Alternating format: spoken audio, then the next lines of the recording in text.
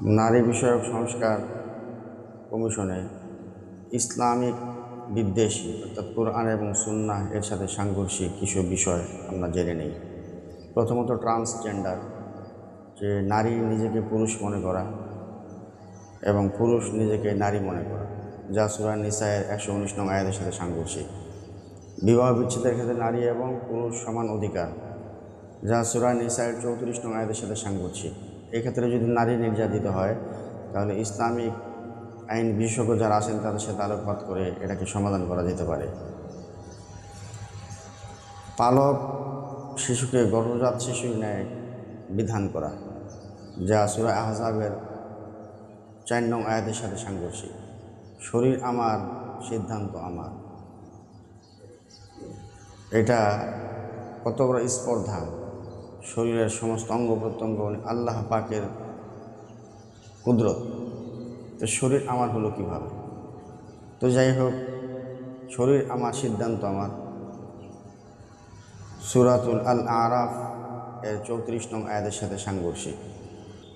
নারীরা যে প্রতি মাসে অসুস্থ হয় সেটাকে কুসংস্কার হিসেবে স্বীকৃতি দেওয়া, এটা কেমন ধরনের কথা? হাস্যকর একটি ব্যাপার। এত বড় স্পর্ধা আল্লাহ সুবহানাহু ওয়া তাআলার সৃষ্টির ব্যাপারে আপনি কথা বলেন। সূরা বাকারা 222 নম্বর আয়াতকে চ্যালেঞ্জ করা, নাউযুবিল্লাহ। বহুবিবাহ বিরক্ত করা, আল্লাহ সুবহানাহু ওয়া তাআলা যে আইন করেছেন সূরা নিসায়ের 3 নং আয়াতের সাথে এটা সাংঘর্ষিক। তো এই অনুমতি তো শর্ত সাপেক্ষে দেওয়া হয়েছে। কোনো নারী লিপ্সুক বদমাশকে তো এই অনুমতি দেওয়া হয়নি। যৌনকর্মীকে শ্রমিক হিসেবে স্বীকৃতি দেওয়া, তার মানে দেশের মধ্যে জিনার কারখানা খুলতে চায়। কদিন পরে যারা ধর্ষক তারাও বলবে আমাদেরকে স্বীকৃতি দেওয়া হোক। তো আপনি তো এর পরিবর্তে ভালো কিছু চাইতে পারতেন। আপনাকে আপনার মেয়ে, আপনার বোন দ্বারাই, আপনার মেয়ে বা আপনার বোনকে যৌনকর্মী হিসেবে আপনি দেখতে চান? ভালো লাগবে? তাহলে আপনি কি করে এটা স্বীকৃতি চান? আপনি ভালো কিছু চাইতে পারতেন, যে তাদেরকে কর্মসংস্থানের ব্যাপারে বলতে পারতেন, তাদেরকে প্রতিষ্ঠিত করা হোক। এটা সূরা আন-নূরের 2 নং আয়াতের সাথে সাংঘর্ষিক। কোনো ধর্মীয় বিধান মেনে সংবিধান শুরু করা উচিত নয়। তার মানে আমাদের সংবিধানে যে বিসমিল্লাহ রয়েছে এটাকে মাইনাস করা হোক। এত বড় স্পর্ধা অন্য কোনো অনুসারী দেখিয়েছে কিনা তা আমার জানা নেই। তাহলে কি আপনাদের মতো কয়েকজন নারী নেত্রীর কথা চলবে নাকি? তাই মনে করেন? সম্পত্তিতে সমান উত্তরাধিকারী হওয়া, সূরা নিসায়ের 11 নং আয়াতের সাথে সাংঘর্ষিক। আল্লাহ সুবহানাহু ওয়া তাআলা বান্দার ভালো মন্দ সমস্ত কিছু দিয়ে বান্দাকে সৃষ্টি করেছেন। কি ভালো কি খারাপ সেটা আল্লাহ পাকই জানেন। তো আপনি কে যে এতটা দয়ালু হয়ে এত মুখরোচক কথা বলছেন? আপনারা কারা? কি চাচ্ছেন? এই কথিত নারীবাদীরা তারা বলে যে তারা এই সমস্ত বিষয়ে বৈষম্য খুঁজে পায়। অথচ আল্লাহ সুবহানাহু ওয়া তাআলা বলেন, অতাম্মাত কালিমাতু রাব্বিকা সিদকাও ওয়া আদলা লা মুবাদদিলা লিকালিমাতিহি ওয়া হুয়াস সামিউল আলিম। আপনার প্রতিপালকের কথা সমাপ্ত হয়েছে সত্যবাদিতা এবং ন্যায় পরায়ণতার উপর। এই কথার কোনো পরিবর্তন হবে না, অর্থাৎ কেউ কিয়ামত পর্যন্ত এই কথাকে পরিবর্তন করতে পারবে না। আল্লাহ পাকের আদেশ নিষেধ, তিনি সর্বশ্রোতা ও সর্বজ্ঞানী।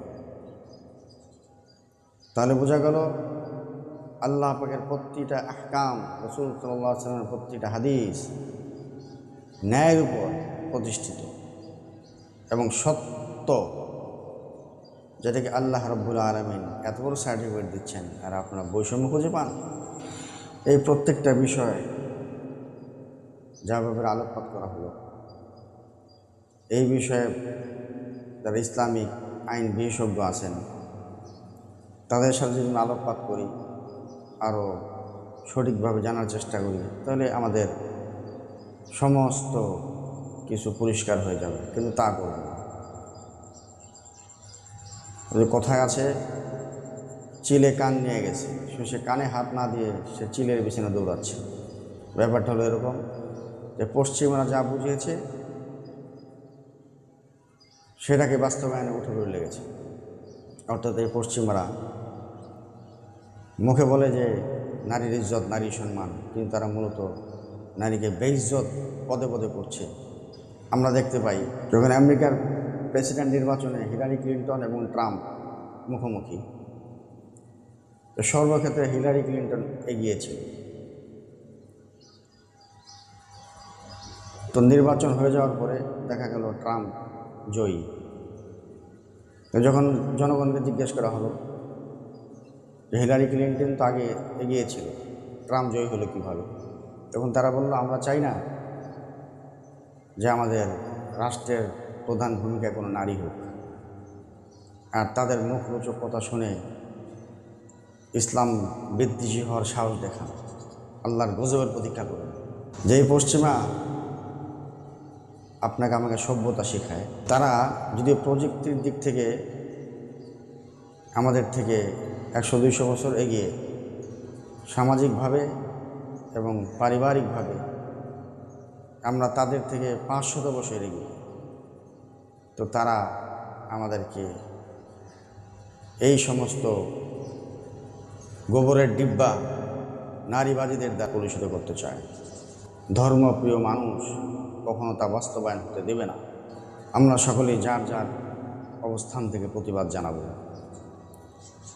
সর্বশেষ কবির ভাষায় উদাত্ত আহ্বান জানাবো, যাব মুসলিম তরুণ তরুণী রঙিন অনুরাগে, তোমরা মোদের ভবিষ্যতের আশা ও ভরসা সব, তোমাদের হাতে ফলিবে ঝলিবে মুসলিম গৌরব, তোমাদের মাঝে লুকিয়ে রয়েছে ওমর ওসমান সিদ্দিক, তোমাদের মাঝে হাজার সূর্য কাদাও দেখবে দিক, যে সপ্তদশ অশ্ব আরোহী বঙ্গ করিল জয়, তোমাদের বুকে লুকিয়ে রয়েছে তাহাদের পরিচয়।